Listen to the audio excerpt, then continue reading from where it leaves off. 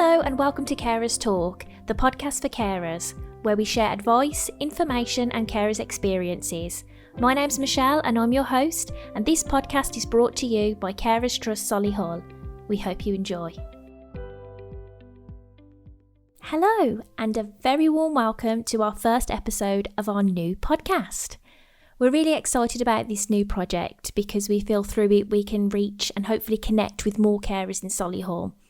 We know that often carers are very busy people and you don't always have the time to attend our training sessions and our face-to-face meetups, and that means that sometimes carers are often missing out on vital information and support. Through this podcast, we hope to change that. We want to bring information and support to you so that you can access it when it's most convenient for you and cover topics and issues that can support you in your caring role. We will also be sharing stories and experiences of other carers. It's one thing that we know from our monthly meetups that some of you may have attended, is that through sharing our experiences of being a carer, whether that's the good or the bad, it's very helpful to each other. And this is another thing that we wanted to bring to the podcast so that people who can't attend these meetings can experience that and to feel that connection with other carers. That's why I'm pleased to say that the first episode is of a carer's story. Hazel Carter is an award-winning author who wrote the book Life's Good, It's the Disease That's the Problem, where she shares her journey through caring for her husband Alan, who was diagnosed with Motor Neurone Disease in 2017 and sadly passed away in 2019. I hope you enjoy my chat with Hazel and find it as inspiring as I did. Okay, hello Hazel. Thank you so much for joining me on the Carers podcast. You are the first person to come on to share their story, so thank you very much. As I've mentioned in the introduction about your book and your story with regard to caring for your husband Alan, I thought it might be good to start from the beginning of how your journey started. Well, first of all, I'm honoured to be the first person. Thank you so much to you and Carers Trust for inviting me. I guess the story goes back originally to 2006, which is when I met Alan on a blind date on the 14th of June. We'd both been married before, neither of us had children. We had a lot of shared interests, and very quickly we realised we were a great match for each other and entered into an exclusive relationship, which was brilliant. I have to tell you, I don't think I've ever been so happy in my life. Mm-hmm. And he said the same, actually.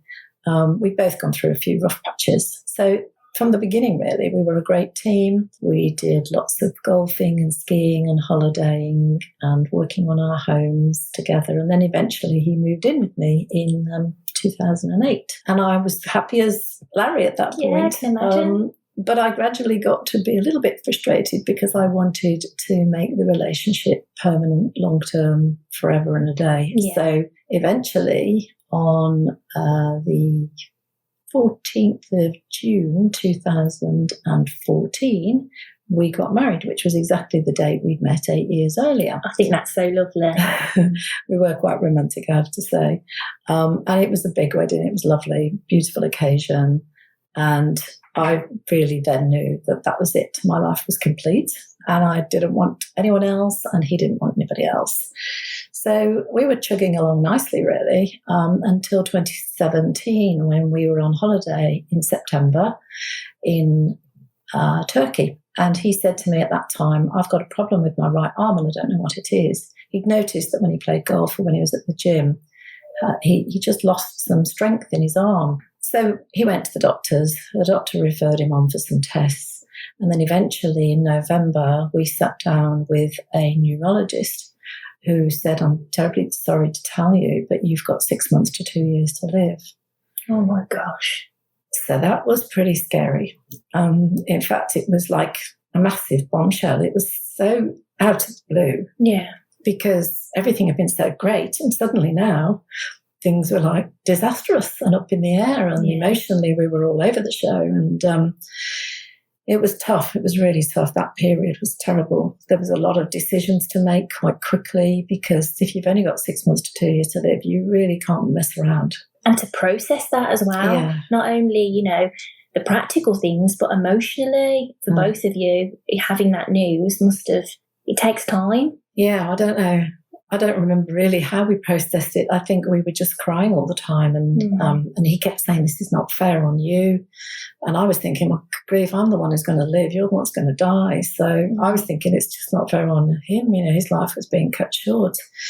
But he was ever aware of what it was going to be like for me as a potential carer for him, and then eventually a widow. So in those early days, there were so many decisions we had to make about what do we do about the house? Do we move? Do we stay? Do we adapt? When do we tell people? How do we tell people? All of his family lived a long way away. We had a good circle of local friends, but his family were all further afield. So those early phone calls to the family to let them know this news were quite difficult, as you can imagine. Okay. Shocking news to his two sisters, shocking news to his nephews and his niece, and then my family, and then all of our friends. Just that period of telling everybody what's going on is really hard. There's a story on Coronation Street at the moment with a guy who's got MND, and he's going through that process of sharing with his partner and those he knows. And I'm sort of reliving it, just watching that. But it's so important that the television cover these stories. And I wish that I could get on television because I've got so much to tell. Yeah. So, but anyway, that's what happened to us. Gosh. And through those, I can imagine those weeks and those months of trying to process this and kind of getting to grips with your kind of new normal, which from what you said, you know, before, you're a very active couple. You know, you went on holidays, he played golf. You both played golf, didn't you? Yeah. He sounded like a very active man. And then, you know, the shock of going from that to that current, you know, the current situation, it must have been a real turning point for you both. It definitely was. He was very active. He was very fit. He didn't drink a lot. He never smoked. He wasn't overweight. So going from being a very normal human being to somebody with a terminal diagnosis was dreadful. And initially, of course, the only problem was his one arm wasn't working, but we already knew from our research that progressively he was going to become 100% paralysed. We also knew that he would lose the ability to swallow, and his breathing muscles would also be affected. There was also a risk that he might get frontal temporal dementia, which would affect his cognitive ability, but apparently that's quite rare. Most people with MND just become paralysed and unable to care for themselves. And care means 24/7 care when somebody is that paralysed. And it's that knowing, I guess, what's ahead as well with that disease. I can imagine that was terrifying for you both. Well, I did do quite a lot of research. I looked on all the websites, and MND Association have a great website. And we were supported initially by Marie Curie Hospice in Solihull. In fact, all through our journey, they were with us, and the OT and the physiotherapist between them gave us an awful lot of tips and help initially. And without their insight and help as to, you know, what was a good idea, what was a bad idea, we may well have made some bad decisions, but we were very fortunate. We live in an area where there's good support for people with this type of condition. Around the UK, that's not always the case. But also, there's a lot of confusion, I think, about how MND varies to things like MS and Parkinson's and others. But at the end of the day, they're all neurological conditions and they all affect people very similarly. The difference is with MND, it's terminal, there's no treatment, there's nothing, no cure, no surgery. You just know from day one that that's it. You've got to get on with either living your life or become a recluse in your own home. Alan, luckily for me, made the decision that he wanted to live life as much as possible while he could. He stopped work straight away, and we set about going on our last ever foreign holiday. We managed to get to Vietnam, which was an interesting challenge because by then he was in a wheelchair. That was 5 months after diagnosis. So I managed to push him all around all around the towns and places in Vietnam, which we made fun. We made light of it, but it is a challenge. But not long after we got back from that, his breathing started to fail. And so within 6 months, both of his arms and legs weren't working very well and his breathing wasn't working very well. So I was suddenly becoming a nurse more than just a carer. I was becoming a nurse. I was going to say, with regard to, a lot of people don't realise they are carers when they're going through something like this. They think, I'm a wife, this is what I do for my husband, or it could be, I'm a mum, that's what I do for my child. Was there a moment for you where you actually you had that moment of, I'm actually a carer? Was there information about it? Has anyone said anything about you being a carer?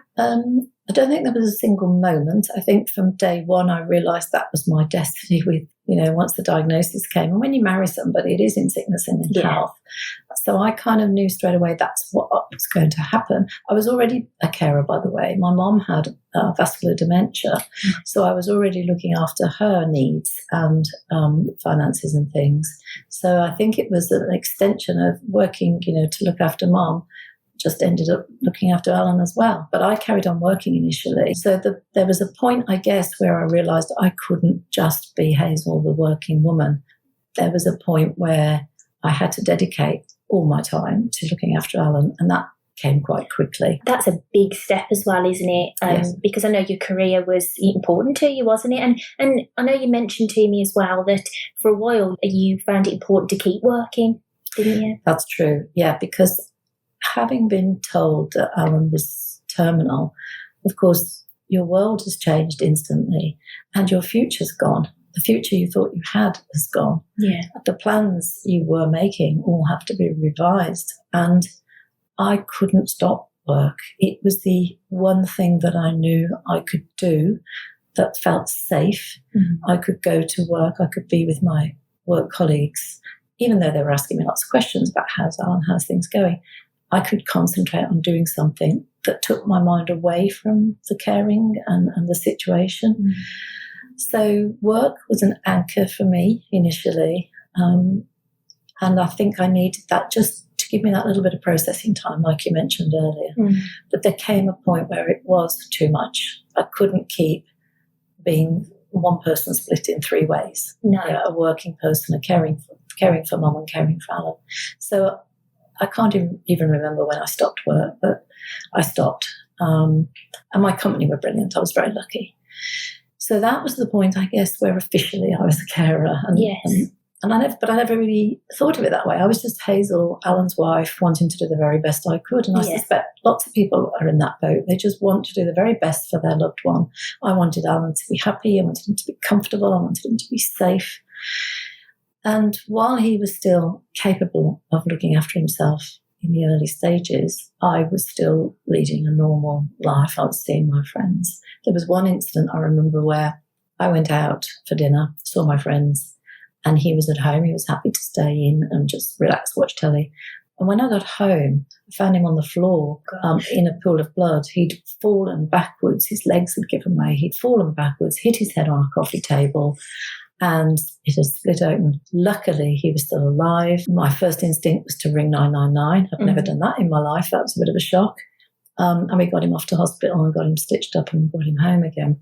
And that was the day I decided he was never to be left alone again. So even though he could get up and move about a bit, I thought, this is not going to happen. I'm not going to run this risk of him falling. And sadly, I do know of a lady whose husband had MND and he fell down the stairs and it ended his life even more prematurely. Gosh. And it is that worry, isn't it, of leaving that person, even when there is other care involved, paid carers, and it's that knowing that you feel that no one can look after them quite like you. That's right. Yeah. Which is true, isn't it? Yeah, you take on, whether you realise it or not, you take on this role that is, I am the one responsible. I am the one who's dealing with this. I am in control. I'm the one who knows the big picture. I'm the one making all the appointments, the one making notes of all of those appointments. Mm-hmm. I'm the one who's following up on all of those appointments. I'm the one who's organising the care for my husband or whoever it is you're caring for, as well as managing the household budget and the household, things need to be done still. Yeah. The house can't just be left to go wild, and the garden and the cars and all the things you need to be doing, they all have to be done at the same time. So you suddenly become this person with all this workload on your shoulders. And I think you just fall into that. You just do it. It seems perfectly natural. And you don't realise you don't look objectively at yourself and realise what's going on. So many people said to me, you need to take care of yourself. You need to look after yourself. And I remember thinking, well, I am, aren't I? I don't know what else I can do. But actually, I wasn't looking after myself that well. Yeah. And you don't eat properly, you don't sleep properly. Certainly when you're caring for somebody 24/7, you are always on your guard. You worry that they might choke in the night, or if they need to go to the loo in the night, they can't do it for themselves. You have to help them. Yeah. And Alan by then was on a ventilator, and often the mask would slip off his face and the alarm would go off, or he would call out, and I would attend to whatever it was he needed in the night. He eventually ended up sleeping downstairs and I was upstairs. And we had like a baby monitoring device. Oh, yes, yeah. So if many people use that. Yeah, if he did call me, I'd hear him and I could go downstairs. But I don't think I slept well for well over a year. Really. No, and that's another thing, that even if you take a carer out of their caring role, their mind's still with the person they care for. And, having that break, a lot of them are running on adrenaline and don't know. And that's something that we look at in some of our stress management workshops, is how to recognise you are stressed. And so many carers don't realise that. Well, I don't think there's enough awareness of what people like you do. I was aware that I was entitled to, for example, a carer's allowance. But I assumed and thought that I wouldn't be eligible because we had some savings in the bank. But so when Alan stopped work and I stopped work, there was no more income coming in. But I didn't think I had entitlements. And I've since learned that there's quite a lot of things we probably were entitled to. But there isn't a manual. You don't get given a manual as a carer when you first start being a carer. Maybe somebody should come up with one. Yeah. A checklist of, did you realise you're entitled to this, this, this and this? And, oh, by the way, these are the things that you can get help, where you can go to get help. But nobody prepares you for this. You don't go through your whole life thinking, well, one day I'm going to be a carer and therefore I need to know all this stuff. It just happens and you learn on the job. Yeah. And you're doing the best you can, but nobody's trained you for it. No. Which is partly why, when I was writing the book, I was realising that this book is going to help carers of any disease, not just motor neurone disease, because there are tips in it and there is guidance in there and there is talk about self-help and self-care. Through this job, I've seen people caring for a variety of different illnesses, whether that be dementia, stroke, mental illness, caring for a child, and there's common themes that run through all of their situations. And when we have carers groups and they talk to each other, it's very powerful because they are experts of their own experience and they know what each other are going through in that way. And they can process and talk through their difficulties. Did you have any support like that? Yes, there is. For people with motor neurone disease, there are support groups run by volunteers. The Motor Neurone Disease Association has local groups, if you like, and they run sessions, usually at the local hospice, which is where ours was, Marie Curie Solihull in our case. And we used to go to those. I didn't feel very comfortable at first going to those because we knew we were going to meet other people who were further down the line than we were. But we did go. And I was extremely glad we did because, if nothing else, it gave me the chance to meet other women in particular caring for their husbands. I must say that MND is common across men and women, and it's all ages, and it doesn't matter what your ethnic background is, this disease can get you. So I made friends with the people who were the wives of the gentleman who already had the condition. And it was as a result of going to those meetings that things like, should I have a peg fitted into my tummy so I can be tube fed, was a decision Alan originally said no to. But when we met other people who had already had one of those tubes fitted, it suddenly felt like not such a scary thing. And he eventually did go to hospital to have a tube fitted. That's great. Because towards the end of his life, he couldn't swallow. So you have those things fitted for precautionary reasons, not necessarily because you need them. Yeah. It's just let's have one fitted just in case. But also going and seeing other people and talking about the issues and challenges that they were going through made me feel less alone, and I think it made Alan feel less alone. Yeah. And some of those people are still friends with me today. Alan died 4 years ago, and I still see those widows. They're now widows like I am. And I still see some of those other people who have MND who luckily have a slower version, and they're going to live longer with it. So, yes, we did get that kind of collective support. But also, privately, Alan and I were struggling with our own grief. Yes. And I think I slipped into quite a depressed state at one point. And it was suggested to us by one of the people from the Marie Curie that I should access bereavement support. Now, that was a bit of a shock because I thought, hang on a minute, I'm not bereaved. Yeah. But again, it was absolutely worthwhile me going to that. And eventually Alan came to that as well. And I learned a new phrase, which I didn't know existed. That is anticipatory grief. Yeah, we hear a lot of that. Well, I didn't even know it existed. I'm a grown-up, 60-plus-year-old woman, but I'd never come across it in my life. And I don't think many people have. It's not something, again, that you probably would come across unless you were met in those situations, really. Yeah, but that's what happened. We were told you're in anticipatory grief, and when I thought about it, I understood it. I'd already suffered a loss. I'd lost the husband that I'd once had, even though he hadn't died. I'd lost the normal life that I had with my previously normal husband. And we'd lost our future, and we'd lost so many other things. We both stopped working by then. And so when I really think about it, yeah, it's quite obvious I was in some kind of grief. Yeah. And I thought after Alan died that my grief would be short because of that. But that's not turned out to be the case. I still feel 4 years down the line, I have terrible moments where I think of him or what happened to him, and I well up and I get sad and I can cry my heart out for hours on end. A few days ago, it was the anniversary of his passing, and I was so upset on that day.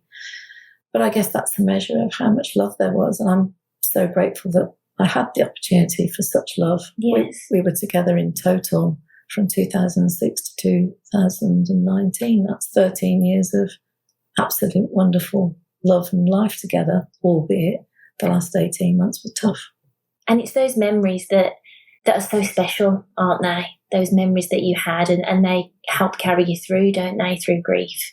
Yeah, they certainly do now. I've spent the last 3 odd years through lockdown, etc., writing the book that I know you're going to mention. And that has helped me do some processing. But everybody says time is a healer and, it'll get better in time. I don't know if it ever will, and I don't know if I ever want it to. I think that I will always love Alan. Oh, of course. He'll always be a big part of my life, and I never want to forget him. So, and now I've written the book, and now I'm doing all these podcasts and public speaking engagements. I'm never going to stop talking about him. He was a special man, and it was a special time in my life. But now I'm on a mission. I have a purpose that's important to me now, to raise awareness of what the life of a carer is like. I'm not looking for pity or sympathy, and I'm not taking any money from the book. It's all to raise money for charity. But I do think that carers are the unsung heroes. Definitely. They need to be considered and thought of differently to how they are. In fact, most people don't even know if they're looking at a carer. You don't wear a badge that says I'm a carer. No. Even with Alan in a wheelchair, people thought maybe he just had an accident, he was going to get better. Yes. So there isn't any way of showing yourself that you are a carer. You just are one. Mm-hmm. So nobody is singing the praises of carers as much as they ought to. But I feel like I want to spread the gospel about what it's like to be a carer, the challenges, the ups and downs, and also the very, the important aspect of looking after yourself while you're looking after the other person. Definitely. And I think through what you're doing with your book and sharing your story, I think that is how we raise that awareness, by everyone sharing their stories, and because people will see each other in those stories, whether that is someone with the same diagnosis or someone going through the same, struggles as you did. Now, you mentioned that you went through quite a low point. What do you feel were some of the hardest things that you had to deal with being a carer? I think it's the moments where you're not caring. Okay. When you're alone, when you go to bed at night, you can deal with the caring aspects in the day because you're focusing on the person you love. But for me, it was when I was alone. So quite early on, I started journaling.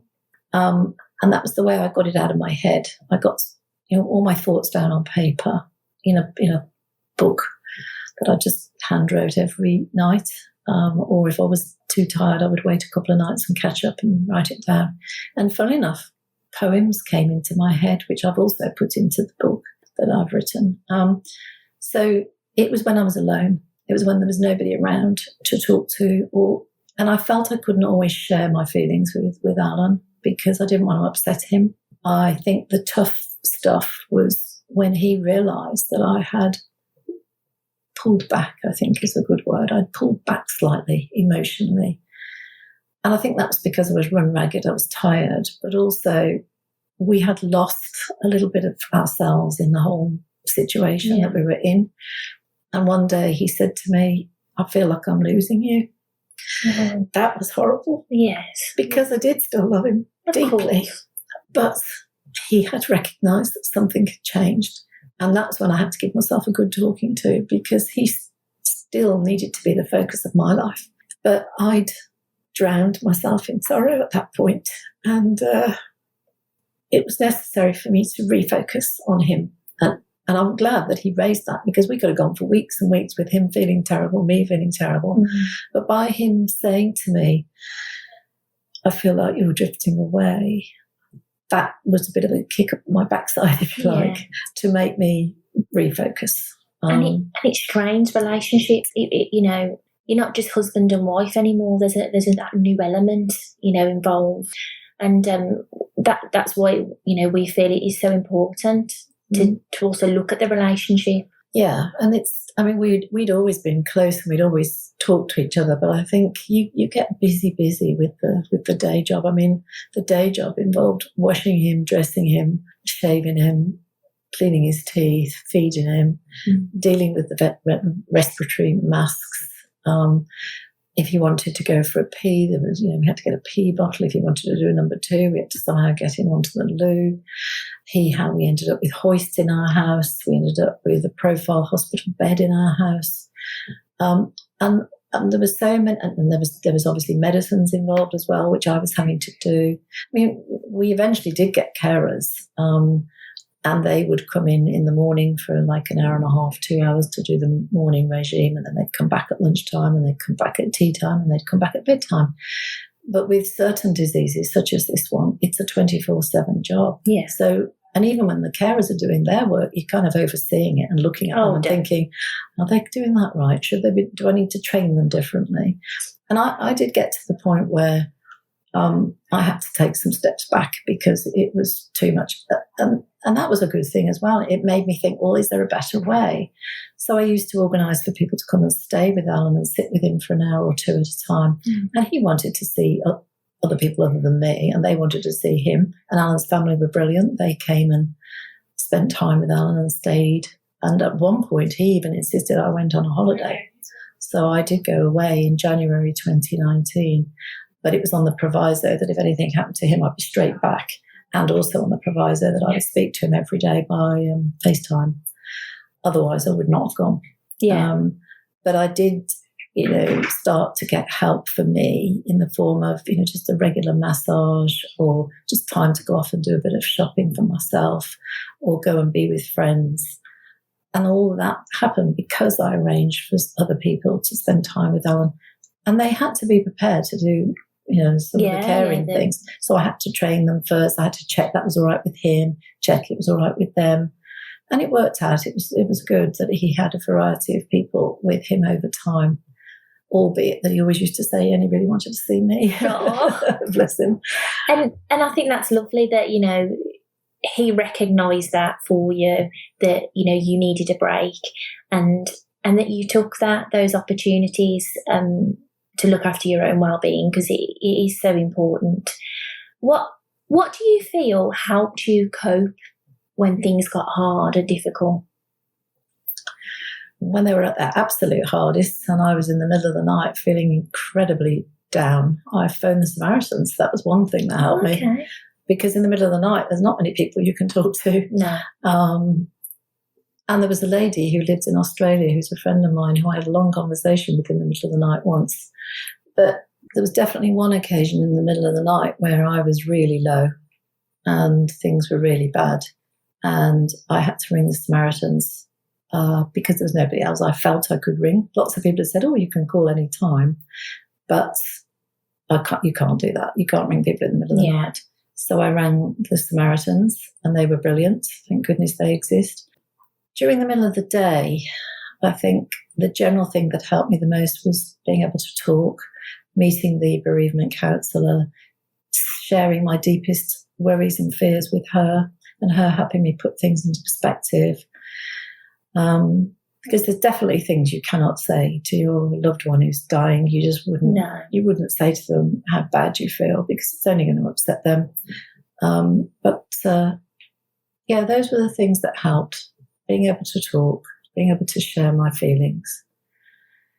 Even though I knew there was no real answers, it was just getting it off my chest, really. And I don't think that can be, it's valued enough, really, just having that someone to talk to. And I mean, that's a big part of our job. We have carers that call us for emotional support. And just that talking, they say, I feel so much better that someone's listened. And they can't talk. They have a lot of family, but they can't talk to them because they're in that situation and they're scared they might upset them or, So just having someone outside of it just to talk to about how you really feel is really important. Yeah, absolutely. I remember, I can't remember who it was that said it, but somebody said to me, oh, why don't you just sit down and take a break? And I just wanted to rip their head off. I was so angry with that statement because I felt like saying, my husband's dying and I don't want to take a break. I want him to be looked after and cared for properly. But that was, I guess, because I was at the end of my tether on that particular occasion. But there were people who said the odd occasional thing. And I remember thinking, if you were in my position, you would never say that. Yeah. If you'd been in my position, you'd never think what you've just thought. And I don't think anyone can really understand it until they are losing their spouse, in my case. And goodness knows how terrible it must be for someone losing a child. I don't think I could have coped with that if I'd have had children. I think if your parents, you've had your parents in your life, all your life, and losing a parent is terrible and horrible. But the person you choose to live with 24/7 as an adult is your best friend, should be your best friend. Yeah. Your lover, your guardian, the person who loves you more than anybody, who knows you better than anybody. When that person's life is coming to an end, it just feels like your world's coming to an end. Yeah. But what I really loved about your story and your relationship with Alan and how you tackled this terrible disease was your positive attitude. Can you explain a little bit more about that? Sure, yeah. We, once the initial shock of everything was out the way, we made a few rules. One of them was we weren't going to wallow in self-pity because there was no point. And we didn't want other people to be pitying us. Yeah. The other one was we weren't going to get angry. Neither of us by nature are angry people, but this could have tested anybody's anger.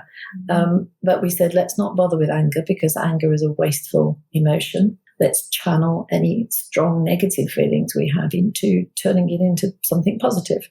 So during the course of 18 months, we went, apart from to Vietnam in April of 2018, we went to Wales twice. We went to Scotland. And we spent a week in Whitby in Yorkshire. And in Whitby, by the time we got to Whitby, he was 100% paralysed. And it was like having a 10-stone, 6-foot baby who could not do anything for themselves. Absolutely 100% of the time he needed to be looked after. Yeah. And I hired a private carer to come in the mornings and the evenings, but the rest of the time it was all down to me. And that I didn't mind that on that occasion. We were in a lovely adapted cottage in Whitby. And I knew this was possibly going to be our last ever holiday. So it was important for us to have the best quality time together, which we did. We managed to watch the whole box set of Game of Thrones. Oh, really? Yeah. In fact, during the whole of Alan's illness, I think we watched 18 different box sets. We watched The Crown. We watched Gavin and Stacey. We watched every episode of Frasier, as well as Game of Thrones. So we did indulge ourselves a little bit that way. But that was good. It was sitting, holding hands, just watching stuff. Those moments, that I'm sure you treasure even more now. Yeah, absolutely. And I think that was what a wonderful way to spend time. And we had mascots as well. We had not mascots. We had mottos. Oh yeah. One was where there's a will, there's a way. So we used to go to the cinema. We used to go to the theatre and to shows. And I found out quite late on that if you're a carer, you get to go free. I wish I'd found that out from the beginning. Yeah. And there was one crazy incident. We were in the cinema when Alan's alarm was beeping on his chair, and I didn't know what it was. And it turned out not to be the chair alarm. It turned out to be the respirator alarm. And I had to whiz him out of the cinema and get him home. Otherwise, he might have passed away. That was a bit of a drama. But, we looked back on these things and we learned lessons from them. But we did as much as anybody could humanly possibly do. And we invited people to our house to have barbecues with us. And then we said to them, well, you're going to have to cook it because Hazel's too busy looking after me. So people used to come to our house and we'd make them do the cooking. And there were some lovely people from our golf club who used to come and just read to Alan while I got a bit of a break. But we did... I looked for ways of him having the best experiences. And for me, that meant creating great memories. Yeah. I surprised him on his 64th birthday. I managed to get him to go to the golf club under false pretenses. And while we were there, a whole bunch of people turned up in another room. And I moved him into that room. And he looked around and he said, oh, I know all these people. Why are they here? And then the penny dropped. And we had a fabulous 64th birthday. Unfortunately, he died 3 weeks before his 65th birthday. But even his funeral was turned into a positive occasion. Oh, how wonderful. We had lots of beautiful songs that we met the funeral director before Alan ever died. And the funeral director said he wished more of his clients did this because it gave us a chance for Alan to say what he wanted. Yes. We spent the first 6 months of him being ill putting so many things in place, getting the will sorted out, lasting power of attorney, sorting out the bank accounts. He wanted to do all those things. I was happy to just get on with enjoying life, but he wanted to put all these things in place so that I didn't have to after he died. Yeah. And I'm glad he did because it did take away some of the challenges. So we spent all our time not getting angry, not doing self-pity, and not asking stupid questions. And one of those questions was, why me? Why did this happen to me? We banned those types of questions because there were no answers to that kind of question. Yeah. And you can go around in ever-decreasing circles thinking, why did I get this? Why did this happen to me? And we stopped asking those questions of ourselves and each other.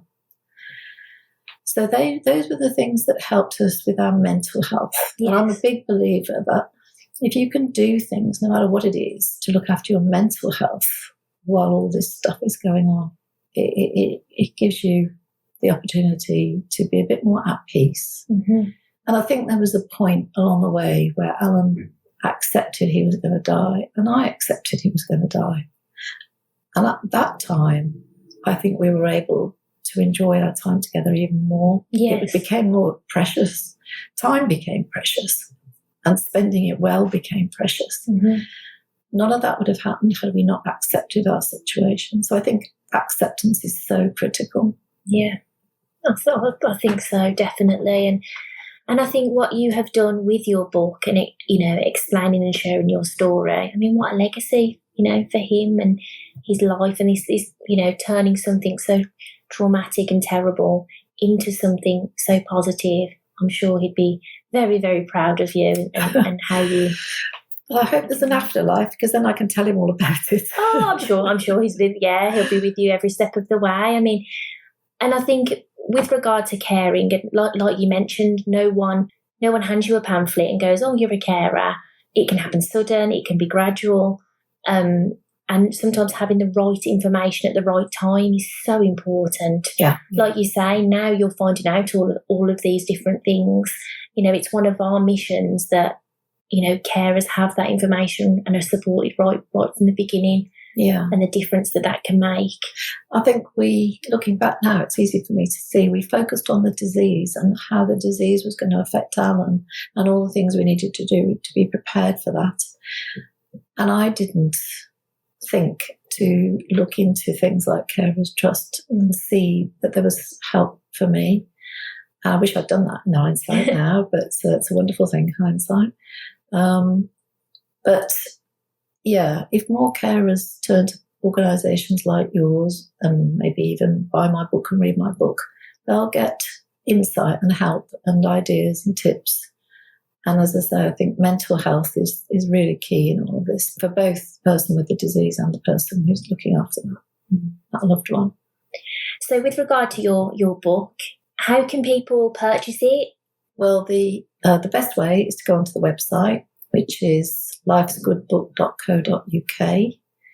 They can't get it from Amazon or a bookshop because Amazon and bookshops take too much money off the sales tickets. So it's $12.99 a copy. If they go to that website, they can arrange for it to be posted to them anywhere in the UK.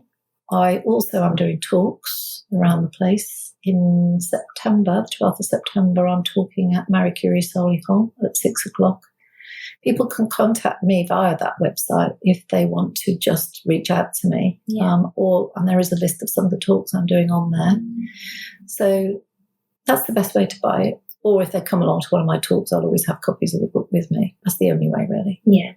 And on our website and our social media, we will also be pushing, raising awareness for the book. And, because the proceeds, what charities are benefiting from the proceeds? Okay, well, 100% of all the money goes to charity. I don't want to make any money out of this.